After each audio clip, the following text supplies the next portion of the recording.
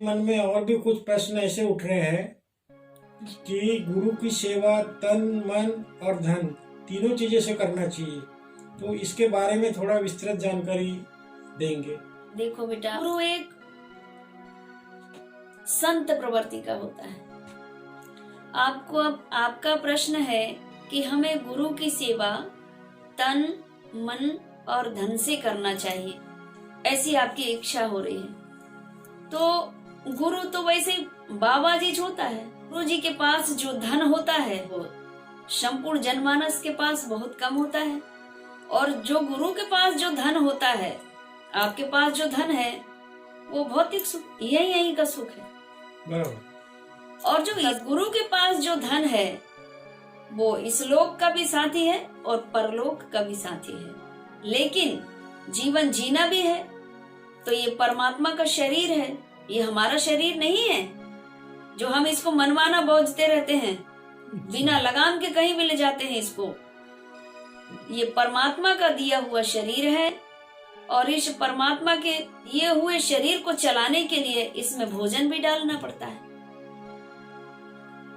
तो वो भोजन की सामग्री जुटाने के लिए हमको शिष्यों को धन तो खर्च करना पड़ेगा। अनाज लाने, किराना लाने, इसके लिए तो धन खर्च करना पड़े। गुरुजी के लिए लेके जाना है, उसमें आपका धन खर्चा होगा। अब तन खर्च करना चाहते हैं तो किस प्रकार से तन खर्च होगा आपका? तो तन खर्च आपका ऐसे होगा, जो आने जाने में जो आप समय दे रहे हैं सदगुरु को, श्रमदान जिसे कहते हैं, आपने अपने अनमोल समय जो परिवार और संसार के सुख के लिए जो आप तन मन लगा रहे थे, धन अर्जन करके मैं परिवार को सुखी रखूं, उस अनमोल समय, परिवार के अनमोल समय को निकाल करके आप सदगुरु के लिए वो समय निकाल रहे हैं, तो वो तन का दान हो गया। अब मन के लिए, आपके मन से सदगुरु को क्या लेना है? लेकिन आपकी इच्छा है कि मैं मन भी समर्पित करना चाहता हूँ, तन समर्पित, धन समर्पित, अब तो ये जीवन समर्पित सदगुरु आपके चरणों में। तो कोई तो स्वार्थ होगा सदगुरु से, बिना स्वार्थ के दुनिया ही नहीं चल रही है। तो हमारा ये स्वार्थ है कि सदगुरुदेव, मैं तन से, मन से और धन से आपके श्री चरणों में समर्पित होना चाहता हूँ, ये मेरे भाव हैं। सदगुरु समझ जाता है, ये तन मन धन तीनों से जब समर्पित हो रहा है तो इसका मूल उद्देश्य ये जनमानस से हटके है। ये तो वो पाना चाहता है जो बहुत कम भाग्यशालियों को वो समय और वो सद्ज्ञान की प्राप्ति होती है। गुरु समझ जाता है कि इसको अपने जीवन के कल्याण का मार्ग खोजना है, इसलिए इस पुत्र ने ये प्रश्न रखा है कि गुरु माता, मैं तन और मन और धन से समर्पित होना चाहता हूँ।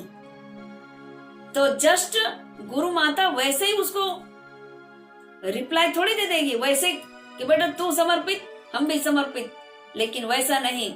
गुरु माँ जानती है कि तुम किस यथार्थ को पाने की कोशिश कर रहे हो, ये आपका प्रश्न ही बता रहा है। और यह प्रश्न वह पार ब्रह्म परमेश्वर की दिव्य आत्मा रूपी अंश होगा, वही इस प्रश्न को रख सकता है। अन्यथा और भी जनमानस में यह क्षमता नहीं है कि गुरु माँ, गुरुदेव, मैं तन और मन और धन से समर्पित होना चाहता हूँ। वो समझ जाते हैं कि आपकी इच्छा क्या है। आपके कह देने मात्र से गुरु ने समझ लिया, और गुरु ने समझ लिया और आपको प्रदान कर दिया। इसके बाद भी आपकी परीक्षा होती है, किस भाव से आप धन समर्पित कर रहे हैं, किस भाव से आप अपना श्रम समर्पित कर रहे हैं, किस भाव से आप मन समर्पित कर रहे हैं। गुरु समझ जाता है, कहता है भगवान से कि हे प्रभु, ये बालक क्या बोल रहा है? तो भगवान कहते हैं कि देवी, मैं केवल भाव का ही तो भूखा हूं, और संसार में भाव का भूखा हूं मैं, और भाव ही एक सार है, और भाव से जिसको भजे तो भव से बेड़ा पार है।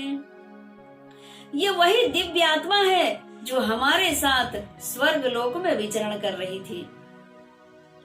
पुण्य कर्मों के प्रभाव से इसको पुनः मनुष्य शरीर प्राप्त हुआ और इस संसार सागर में रहते हुए माया रूपी संसार में के साथ रहते हुए भी ये हमें नहीं भूल रहा है।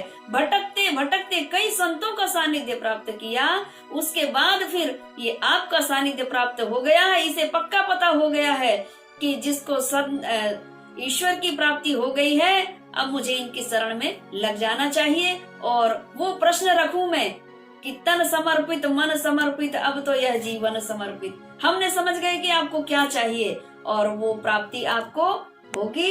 ये यथार्थ है।